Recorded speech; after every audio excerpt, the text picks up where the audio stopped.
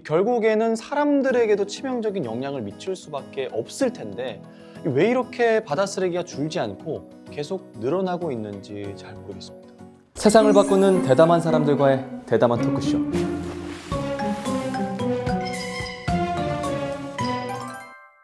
바다의 무한한 가능성을 탐구하고 해양 환경을 보호하는 데 진심인 분들을 만나는 시간이죠. 대담한 오비! 자, 오늘은 16년간 바다 쓰레기 문제에 매달려온 동아시아 바다 공동체 오션의 홍선욱 대표님을 만나보겠습니다. 대표님 안녕하십니까? 안녕하세요. 네, 이 동아시아 바다 공동체 오션, 정말 이 근사한 이름인데 조금 낯설다 하시는 분들도 계실 것 같습니다. 이 대표님과 오션에 대한 소개 간략하게 부탁드립니다. 네, 저는 2001년도에 한국해양수산개발원에서 해양쓰레기 연구 프로젝트를 통해서 이 문제를 처음 접하게 되었고요. 그 연구 사업에서 전국의 23개 시민단체들과 함께 해양쓰레기 모니터링이라는 것을 하는 기회를 가졌습니다. 네, 이때 연구소와 시민단체, 정부 간의 협력이 이 문제 해결에 정말 중요하다는 것을 깨닫게 되었습니다.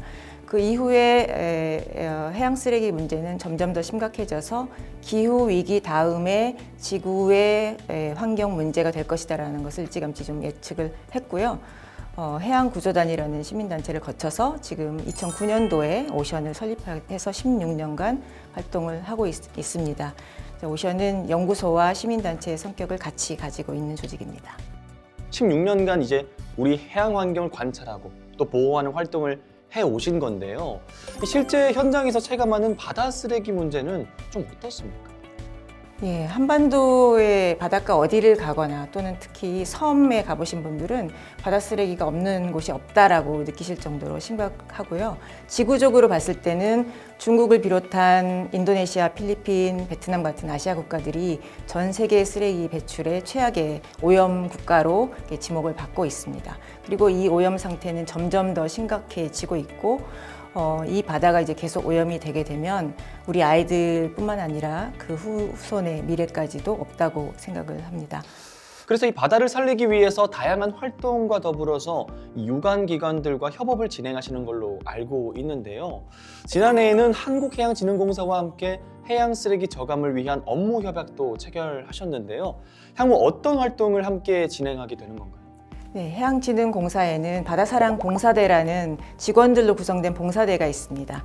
이분들의 역량을 강화하는데 교육을 지원한다던가 연안정화 활동이나 캠페인 활동을 확대를 위해서 저희들이 가지고 있는 자원을 공유하고 인공지능이나 빅데이터 같은 최신 기술, 오션의 최신 기술을 활용해서 연안정화 활동의 고도화 등에 적극적으로 협력하기로 하고 협약을 체결하게 되었습니다.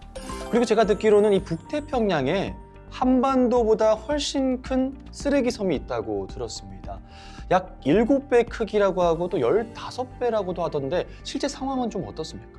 한반도보다 큰 섬이라면 위성지도에서 바로 확인할 수가 있어야 되겠죠. 실제로 그렇게 가시적으로 보이는 쓰레기 산은 없습니다. 태평양 쓰레기 섬이라고 하는 것은 실제로는 미세 플라스틱이 많이 모여 있는 밀집 지대를 말합니다. 그래서 여기에서 연구가 많이 진행이 돼서 지금은 바다에서의 플라스틱 문제가 바다만의 문제가 아니고 인류 전체의 플라스틱 문제라는 것까지 문제가 확산이 되었습니다. 그러면 저희가 알고 있는 쓰레기 섬이라는 건 저희가 확인할 수 있다기보다는 미세 플라스틱 문제가 굉장히 크게 연관되어 있고 그 면적으로 따졌을 때 그 정도 된다는 건 이 바다에 대한 문제가 굉장히 심각해져 있다라고 생각을 할 수 있을 것 같습니다. 이 바다를 오염시키는 대표적인 쓰레기 어떤 것들이 좀 있습니까? 네, 전 세계적으로 보면 일상생활에서 쓰는 생활 폐기물, 일회용품 쓰레기들 그리고 폐어구가 대표적이라고 할 수가 있고요. 그게 나라마다 조금 좀 다른데 우리나라의 경우에는 일상생활에서 나오는 페트병이나 비닐봉지, 플라스틱 용기나 포장재, 비닐봉지 같은 거죠. 이런 것들이 반을 차지하고 있고요. 다른 나라와 달리 폐어구의 비중이 높습니다. 그래서 스티로폼 부표라든지 그물 밧줄, 통발 같은 폐어구의 비중이 높고 특히 스티로폼 부표의 경우에는 우리나라가 전 세계적으로 가장 심각한 미세 플라스틱 오염을 발생시키는 주 오염원이라고 생각을 하시면 되겠습니다. 바다 생명체는 물론이고 결국에는 사람들에게도 치명적인 영향을 미칠 수밖에 없을 텐데 왜 이렇게 바다 쓰레기가 줄지 않고 계속 늘어나고 있는지 잘 모르겠습니다.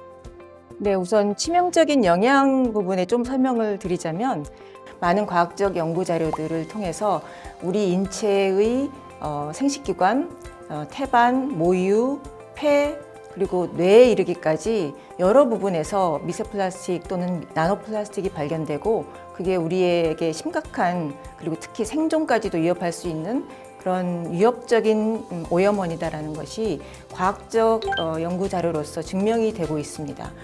이것은 제가 예측했던 것보다 더 심각한 상태라서 지금이라도 이것을 줄이기 위한 그 적극적인 활동에 나서지 않는다면 앞으로 더 심각한 상황이 벌어질 것 같습니다.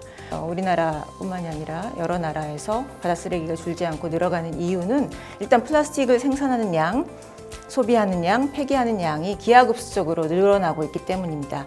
그래서 우리가 사용하고 있는 쓰레기를 육지에서 제대로 관리하고 바닷가까지 가지 않도록 하기만 해도 상당히 피해를 줄일 수가 있지만 그런 것까지는 생각을 못 하시는 것 같습니다. 그래서 양에 비해서는 이 피해가 심각한 것이 바다 쓰레기이고요. 바다로 들어갔을 때 그것이 미치는 영향은 우리가 생각했던 것보다 훨씬 크다, 그리고 천문학적이다라고 보시면 되겠습니다. 혹시 그 기사단의 대표 얼굴이라든지 모델은 너무 좋습니다. 바로 섭외 들어가요. 바다 기사단 제가 한번 들어가 보겠습니다.